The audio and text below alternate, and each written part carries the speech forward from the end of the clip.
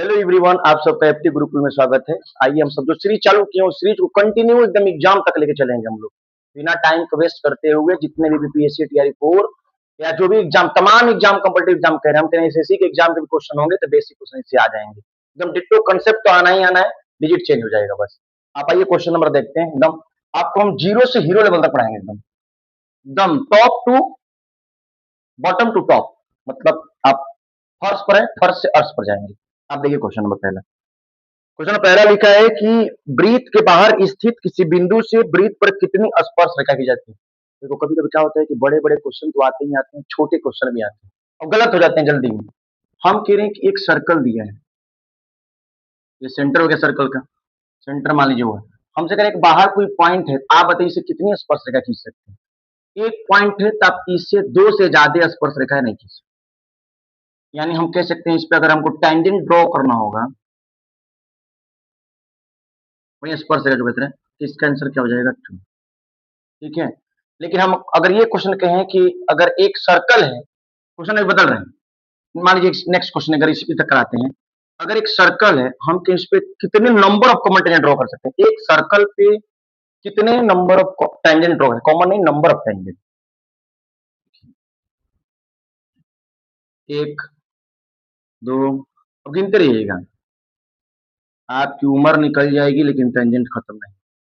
यानी हम कह सकते हैं कि एक सर्कल पर हम इनफाइनाइट टेंजेंट ड्रॉ कर सकते हैं। कितने? Infinite tangent. अब टेंजेंट के टॉपिक चालू करिए तो हम टेंजेंट का कंसेप्ट ही पूरा बता देते हैं, कितने टेंजेंट किस पे ड्रॉ होते हैं। अब देखिए, इसी क्वेश्चन से हम कई क्वेश्चन बन सकते हैं एग्जाम में। क्वेश्चन तो एक है लेकिन क्वेश्चन क्या क्या पूछ सकते हैं। देखिए, आपके टेंजेंट कंसेप्ट आ रहा है, आपसे पूछता क्या है, कॉमन टेंजेंट एक टॉपिक पूछता है इसमें, अक्सर एग्जाम में आ सकता है।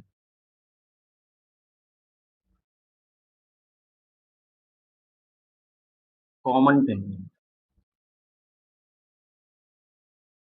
देखिए, हमसे क्वेश्चन क्या पूछेगा, पहला केस क्या रहेगा इसमें।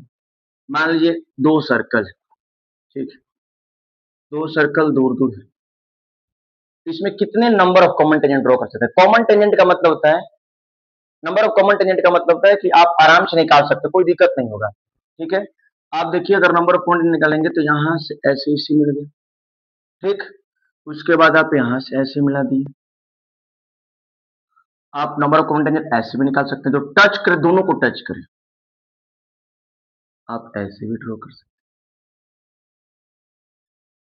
यानी नंबर ऑफ कॉमन टेंजेंट पूछेगा तो कितना बता सकते हैं आप? 4 बता सकते हैं। ठीक है, कोई दिक्कत नहीं होगा। बताइए दूसरा क्वेश्चन इसमें कैसे रहेगा, कंसेप्ट देखिए।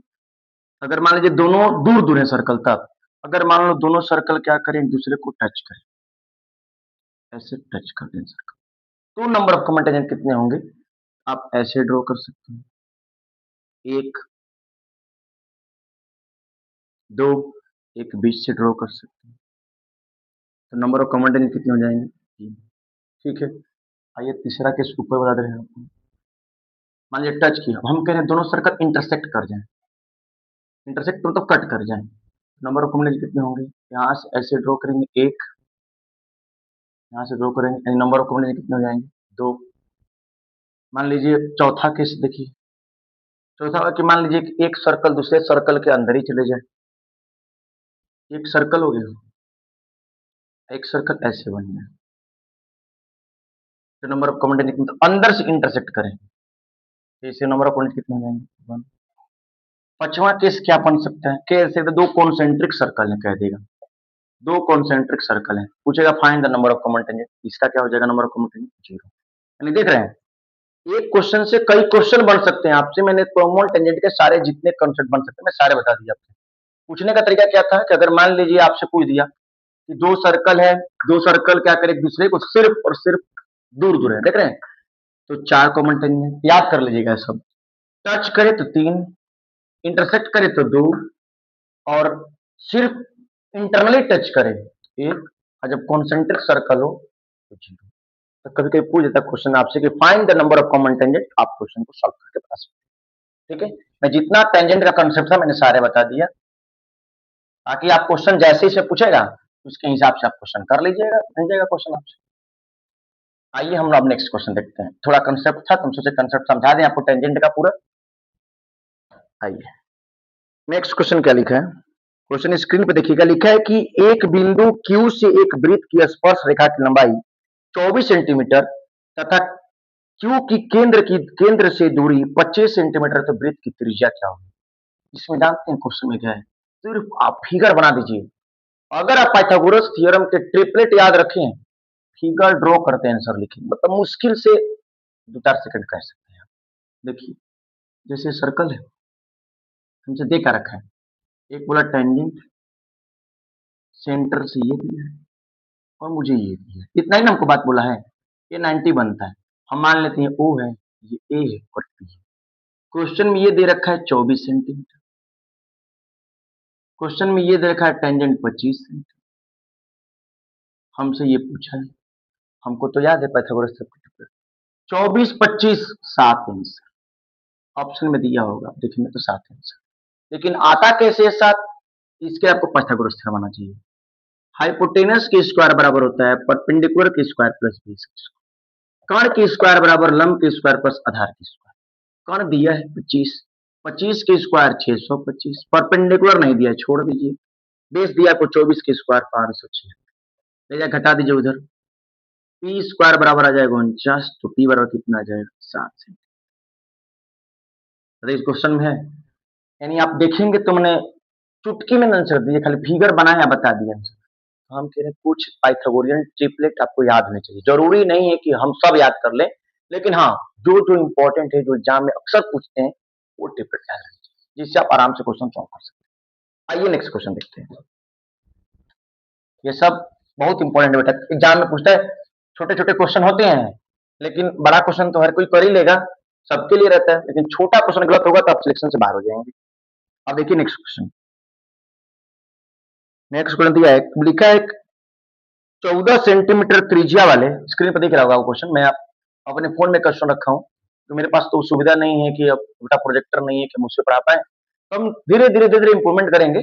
हम क्वेश्चन अपने फोन में, हमारे क्वेश्चन है, आप सभी स्क्रीन पर क्वेश्चन विजिबल होगा, आप देखिए, मैं पढ़ के समझा दे रहा हूँ, आप क्वेश्चन आराम से देख सकते हैं। हम भी लिखा है 14 सेंटीमीटर त्रिज्या वाले एक वृत्त के चतुर्थांश यानी क्वाड्रेंट के क्षेत्रफल क्या होगा? देखिए, एक सर्कल है, सर्कल का क्वाड्रेंट का मतलब समझते हैं? क्वाड्रेंट का मतलब है कि सर्कल को 4 भाग में बांटना।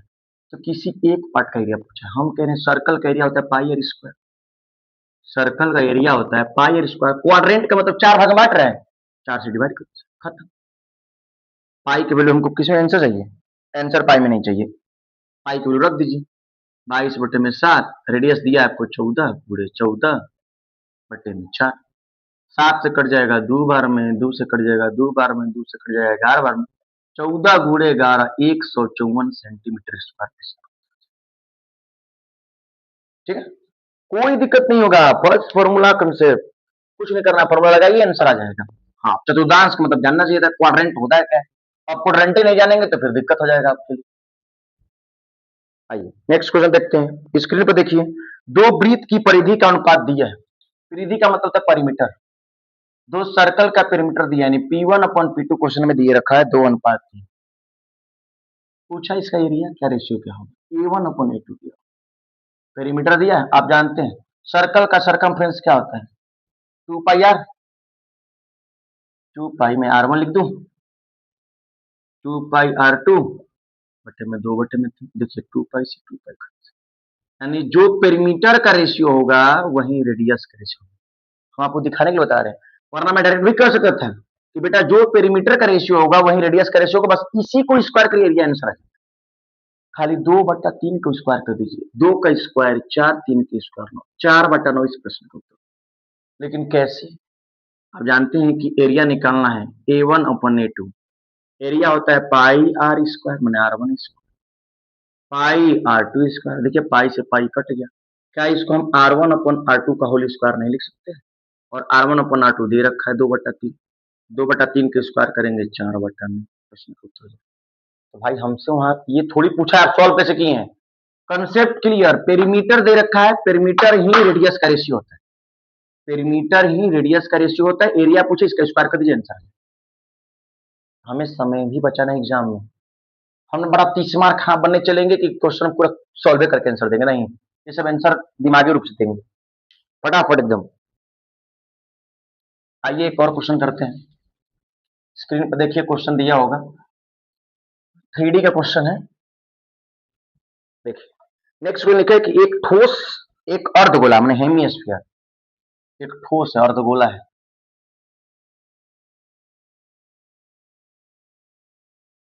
ठीक, आगे पढ़ते हैं। कह रहे हैं कि खड़े एक शंकु के आकार का है। अच्छा, इस पे एक अर्धगोला, इस पे ऐसे शंकु के आकार का है,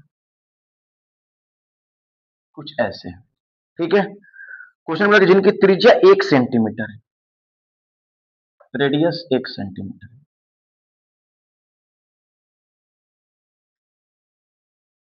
बोला कि शंकु की ऊंचाई उसकी त्रिज्या के बराबर है। अच्छा, हाइट भी एक ही। हमसे पूछा है कि इस ठोस का आयतन पी पदों में ज्ञात करिए, यानी आयतन जो निकलेगा पी में निकालना है हमारे को। ठीक है, तो रेडियस हाइट सब तो बराबर ही हो गया, हमारे को दे दिया है। ठोस का आयतन पूछा है, वॉल्यूम कैसे निकालते हैं? वॉल्यूम बराबर होता है volume of cone, volume of cone plus volume of hemisphere. ठीक, यानी जो आयतन निकालना है टोटल इसका आयतन, तो कोण के आयतन में अर्धगोला का आयतन जोड़ देंगे तो आंसर आ जाएगा। वॉल्यूम ऑफ कोण क्या होता है? 1/3 pi r square inch plus hemisphere का होता है 2/3 पाई आर क्यूब। ठीक है, सॉल्व कर लीजिए। यहाँ से 1/3 और पाई कॉमन हो जाएगा। आर और एच सब होने दिया है तो 1+2 × 1 कितना आ जाएगा? 2 और 1 कितना हो जाएगा? 3 पाई इंटू कितना हो जाएगा? 3 अपॉन 3, 3 से 3 कट गया पाई। अगर हम पाई की वैल्यू रखना चाहें तो पाई में आंसर हो जाएगा, तो हम डायरेक्ट कर सकते हैं कि पाई सेंटीमीटर। पी से कोई मतलब है नहीं, पी जो दिया ही नहीं है, तो इसका आंसर अगर आएगा वॉल्यूम तो कितना आ जाएगा? पाई से। कट के सॉल्व हो गया। ठीक है, पी भी रखेंगे तो क्या हो जाएगा? पी की वैल्यू भी कट जाएगी। अब देखिए, आइए नेक्स्ट क्वेश्चन देखते हैं।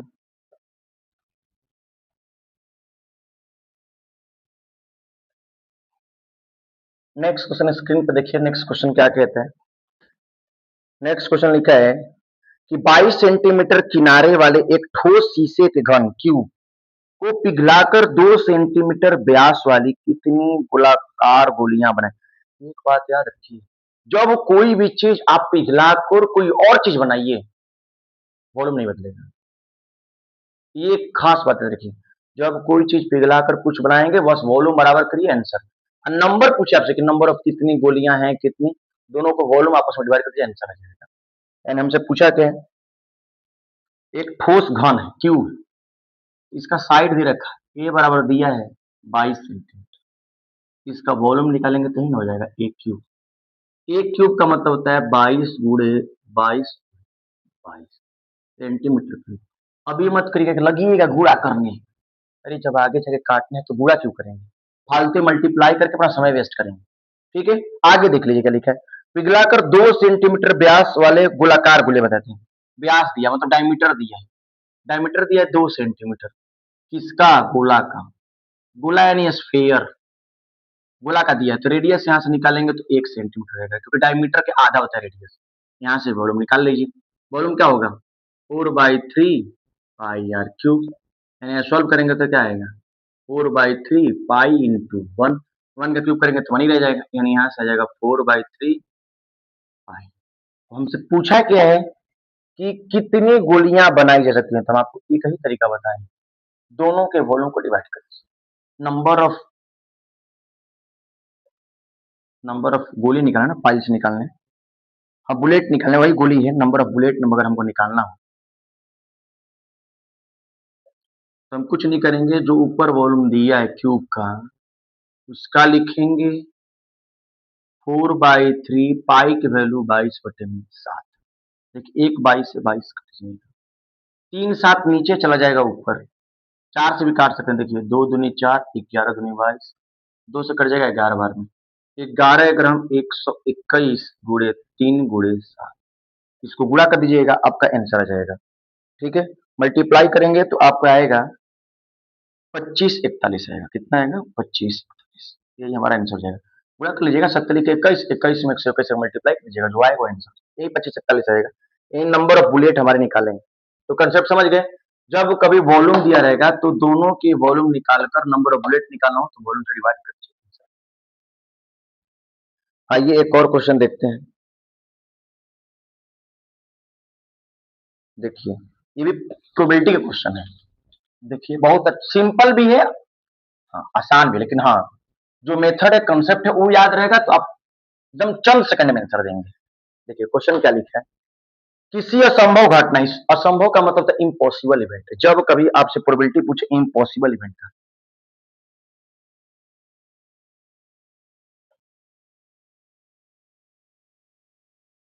इम्पॉसिबल इवेंट की प्रोबेबिलिटी हमेशा जीरो होती है।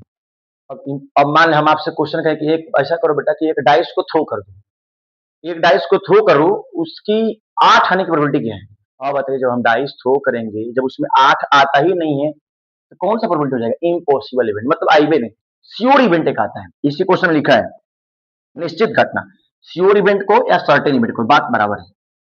श्योर इवेंट कहो या सर्टेन इवेंट कहो, तो जब कभी श्योर इवेंट या सर्टेन इवेंट, उसकी प्रोबेबिलिटी क्या होती है? 1। हमसे क्वेश्चन पूछा है कि इन दोनों का सम क्या होगा, आप बताइए। 0 में 1 जोड़ने के कितना है? 1। हो गया इस प्रश्न का उत्तर, यही पूछा था। ठीक है भाई, कोई दिक्कत नहीं है, क्वेश्चन में ऐसी है। एक और क्वेश्चन आप करा दे रहे हैं डाइस का, थोड़ा क्वेश्चन है लिखा है, दो पासे को एक साथ फेंका जाता है। मैं यही क्वेश्चन करा दे रहा हूँ, देखिए दो पासे को एक साथ फेंका जाता है, दो डाइस को। आपको ये बताएं, अगर आप डाइस को थ्रो करेंगे, अगर आप डाइस को थ्रो करेंगे तो यही ना आता है 1 2 3 4 5 6। क्या इससे ज्यादा कभी आ सकता है? कभी नहीं आ सकता है। तो कह रहा है दो डाइस को हम एक साथ थ्रो कर रहे हैं, कर दो थ्रो भाई। तो कह रहा है कि बताइए कि उस दोनों पासों पर आने वाली संख्याओं का योग 10 से अधिक होने की प्रोबेबिलिटी क्या है? यानी ग्रेटर देन 10, मोर देन 10, 10 से अधिक, 10 नहीं 10 से अधिक होगा। ठीक, तो मोर इसे लिख रहा हूँ ग्रेटर देन 10 समझने के लिए। क्वेश्चन तो आपको दिख ही रहा है, आप देख लीजिए, 10 से बड़ा। हम कह रहे हैं दो डाइस को थ्रो करेंगे तो आप जानते हैं 6 एक बार में 6 आता है, तो पॉसिबल इवेंट 6 की स्क्वायर कितना हो जाएगा? 36। अब बताइए कितने ऐसे पॉसिबल हैं कि हम थ्रो किए हैं तो 10 से ज्यादा हैं। आप देखिए एक वाले में चलिए, 1 1 करके 1 6 तक जाएंगे, नहीं आएगा। 2 6 8 3 6 9 4 6 10 5 और 6 11, 5 वाले में आएगा? 5 और 6 11। 6 वाले में जाएंगे तो 6 5 भी आ जाएगा और 6 6 भी आ जाएगा।